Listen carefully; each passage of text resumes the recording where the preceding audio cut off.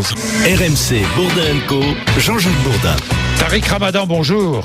Bonjour. Merci d'être avec nous en direct ce matin sur RMC. Alors, des plaintes ont été déposées contre Charlie Hebdo, l'Union des organisations islamiques de France, par exemple, qui a déposé plainte pour incitation à la haine raciale, d'autres plaintes déposées pour provocation à la haine, diffamation et injures publiques. Des manifestations étaient prévues, elles ont été interdites.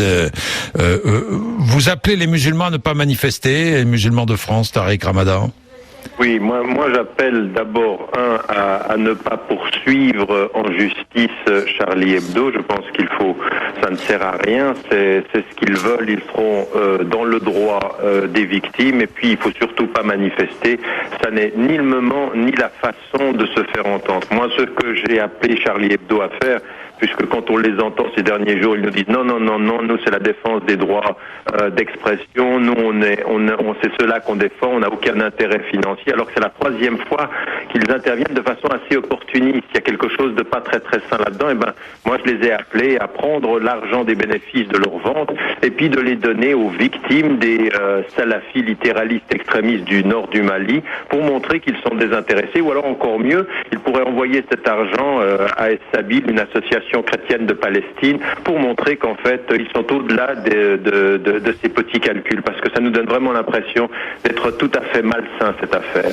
Bien, vous dites aux responsables de Charlie Hebdo, donnez l'argent que vous récoltez grâce aux ventes effectivement aux victimes du nord du Mali. Je vais parler du nord du Mali tout à l'heure entre 8h et 8h30. Tiens, à propos du nord du Mali, les exactions qui sont commises n'ont rien à voir avec l'islam ou pas, Tariq Ramadan?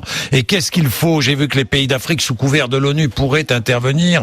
La France apporterait un soutien logistique. Quelle est votre position?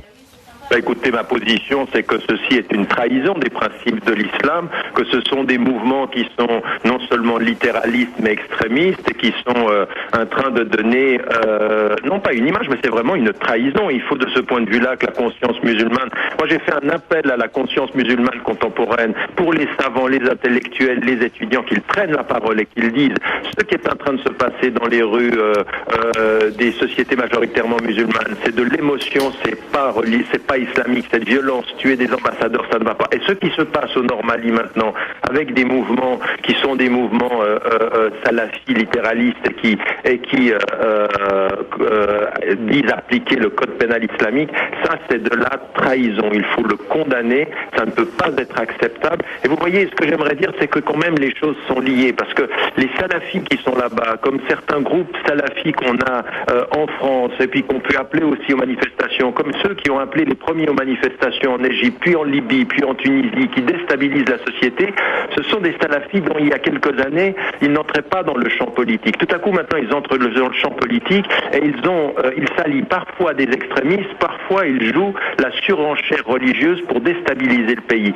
Eux, il faut qu'on ait un discours très clair, mais il faut aussi qu'on ait un discours très clair devant ceux qui les financent, parce que malheureusement, l'Arabie Saoudite ou le Qatar, les organisations de ces pays-là financent ces groupements-là. Et ils les financent. Donc, on ne peut pas, aux États-Unis, comme en France, comme d'ailleurs en Europe, être l'allié objectif de pétromonarchies qui protègent nos intérêts, alors qu'en même temps, ces pays, par leur organisation, financent des groupements qui sont des groupements littéralistes, qui ensuite interviennent contre nos intérêts. Il y a quelque chose qui ne joue pas. Il faut choisir ses amis. Il faut avoir une ligne extrêmement claire de dire ceci n'est pas la bonne interprétation de l'islam, mais il faut aussi qu'en amont, on travaille vers ceux qui financent. Alors, l'Organisation de la coopération islamique, l'OCI, qui regroupe 57 États du monde musulman, l'OCI veut faire inscrire le blasphème dans le droit international. Bonne idée ou pas ? Non, je pense que ça c'est une mauvaise idée. Je pense que ce n'est absolument pas la bonne réponse. Vous savez, on ne fera rien par le droit de cette façon-là, le blasphème ou interdire aux gens de parler.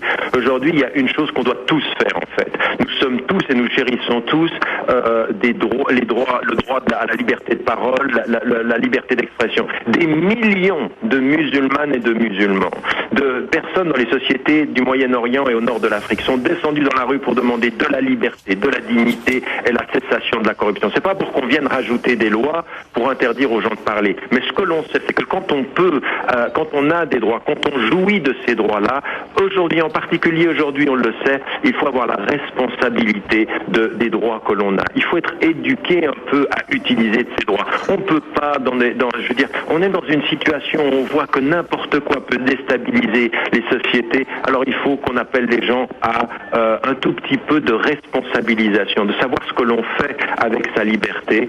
Et vous savez, encore une fois, dans le sens de l'humour, j'ai un ami psychologue aux États-Unis et je répète tout le temps ceci parce que c'est tellement vrai. Il dit, vous savez, quand vous faites une blague vis-à-vis de quelqu'un et puis que vous êtes le seul à rire, eh ben c'est pas une blague, ça ne vous fait que rire vous. Et dans une société dans la civilisation dans laquelle on est, on se permet d'utiliser les nobles valeurs de la liberté d'expression et on moque des gens pour qui le sacré, c'est ce qui leur permet de survivre par rapport à la corruption, par rapport au chômage, par rapport au fait que leur vie, c'est de la survie, et nous on se moque et on pense qu'on a le droit. Ça je suis désolé, ça c'est du sens de l'humour et de la provocation de nantis, de gens qui ne regardent pas la société.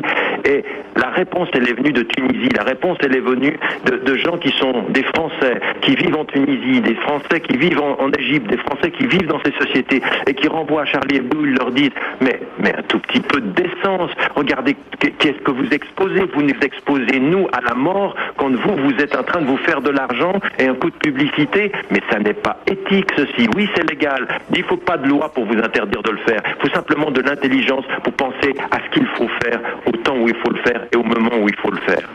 Merci Tariq Ramadan, merci à vous. 7h46, vous réagissez, 3216 rmc.fr.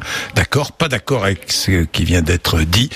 Eh bien ici, vous savez qu'on parle librement entre 9h et 10h tout à l'heure. Je sais que les appels seront très nombreux sur de très nombreux